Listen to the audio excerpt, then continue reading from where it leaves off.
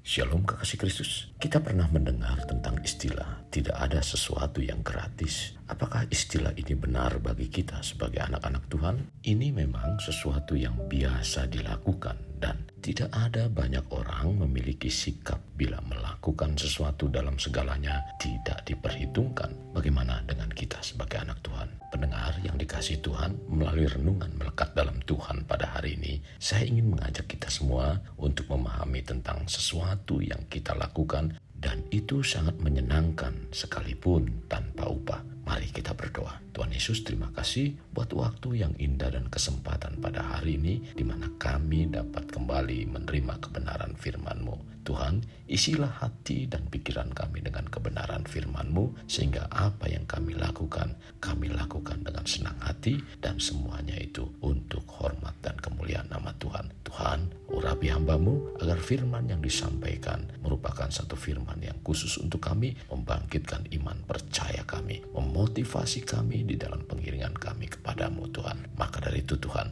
kami ingin menyiapkan hati dan pikiran kami untuk diisi dengan kebenaran firman-Mu sehingga firman-Mu jatuh di tanah hati kami yang baik dan mengalami pertumbuhan, menghasilkan buah-buah rohani yang menyukakan nama Tuhan. Ini doa kami, dalam nama Tuhan Yesus kami berdoa. Amin.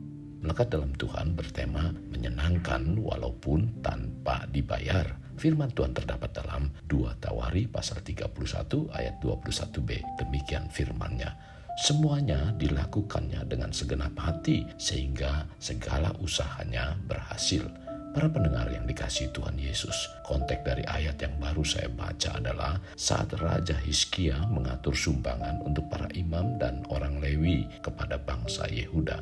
Rakyat Yehuda dan Hizkia melakukannya apa yang baik, yang jujur, dan yang benar di hadapan Tuhan. Pendengar, saat kita berbicara melakukan sesuatu yang menyenangkan, apapun yang dilakukan, entah itu ringan atau berat, maka kita akan melakukannya dengan baik sekalipun kita tidak mendapatkan bayaran.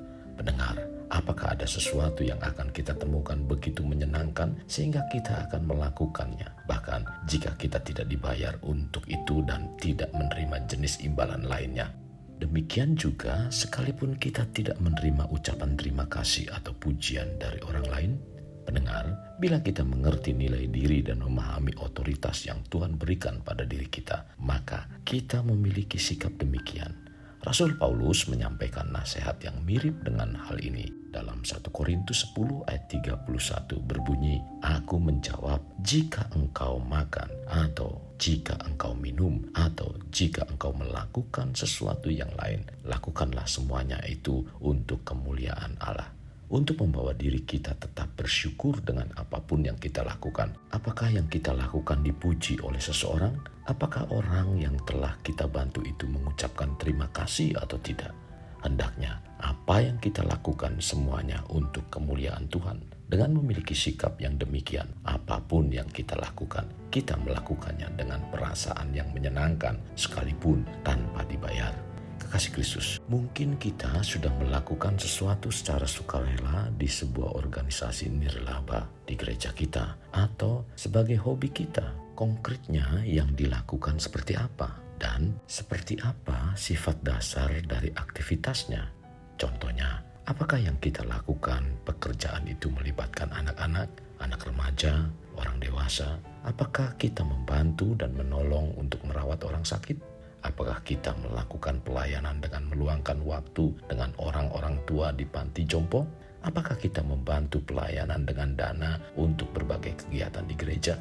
Kekasih Kristus, semua yang saya sebutkan merupakan suatu pekerjaan yang bersifat sosial. Tentunya akan menjadi buah yang baik bila kita melakukan semuanya untuk kemuliaan Tuhan dengan tidak mengharapkan imbalan. Bila sikap kita demikian, maka Tuhan akan memberi upah pada kita. Jadi, lakukanlah itu dengan menyenangkan walau tanpa dibayar. Kekasih Kristus, jawaban atas pertanyaan-pertanyaan di atas dapat menentukan area otoritas kita. Terutama karena kita telah melihat bahwa banyak orang yang jauh lebih bahagia mengerjakan hobi-hobi mereka daripada pekerjaan mereka. sehingga hobi-hobi mereka mencerminkan tujuan sejati mereka dalam hidup. Padahal Tuhan ingin kita melakukan seperti apa yang telah Dia taruh dalam hidup kita sebagai potensi diri yang khusus. Para pendengar yang terkasih, adakah sesuatu yang kita temukan begitu menyenangkan sehingga kita akan melakukannya bahkan jika kita tidak dibayar untuk itu dan tidak menerima jenis imbalan lainnya? Hal yang dapat kita lakukan tanpa dibayar biasanya menjadi sesuatu usaha atau pengalaman yang dapat diperhitungkan di suatu saat kelak.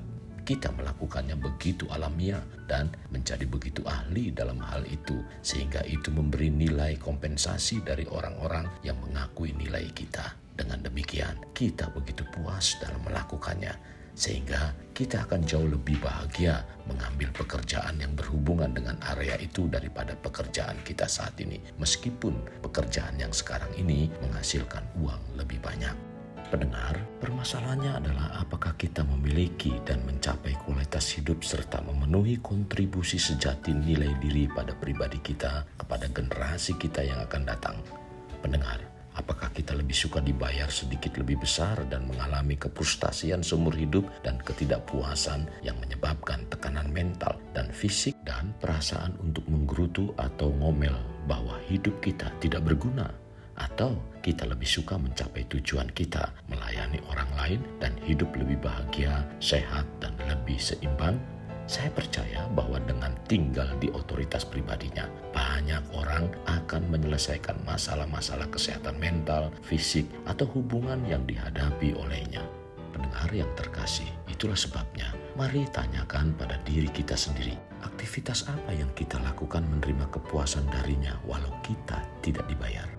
Pada hal apa kita begitu berdedikasi sehingga kita akan terus melakukannya walau kita berhenti menerima uang untuk itu?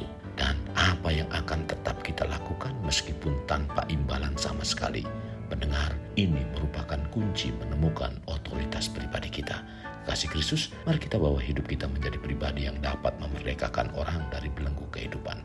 Layaknya terang yang menerangi kegelapan, karena itulah yang Tuhan inginkan pada kita sebagai warga kerajaan Allah. Mari kita berdoa. Tuhan Yesus, terima kasih buat kesempatan yang indah pada hari ini, di mana firman-Mu mengajarkan kepada kami agar kami dapat mengerti tentang apa yang Tuhan sedang kerjakan dalam kehidupan kami. Tuhan, tuntun kami juga supaya kami dapat menemukan apa sih yang menjadi satu kesukaan bagi kami, sekalipun hal itu kami kerjakan tanpa menerima upah atau bayaran. Maka dari itu Tuhan, pimpin kami untuk terus mengasihi Engkau, karena Engkau begitu kasih dalam kehidupan kami, sehingga apapun yang kami lakukan, terlebih ketika kami melakukan satu kegiatan sosial, semata-mata bukan untuk kami dipuji, bukan kami untuk kami dihargai, melainkan untuk kemuliaan nama Tuhan. Pimpin kami Tuhan, supaya kami dapat menemukan semua itu Tuhan. Bawa kami untuk kami menemukan potensi dalam diri kami dan mengembangkan semuanya itu. Dan biarlah semua itu untuk hormat kemuliaan nama Tuhan. Tuhan, sekali lagi mampukan kami dan bawa kami untuk menjadi pribadi-pribadi yang terus dapat memberikan sinar kemuliaan bagi nama-Mu. Sebagaimana emas semakin diproses, semakin memberikan sinar kemuliaan. Demikianlah hendaknya dalam kehidupan kami.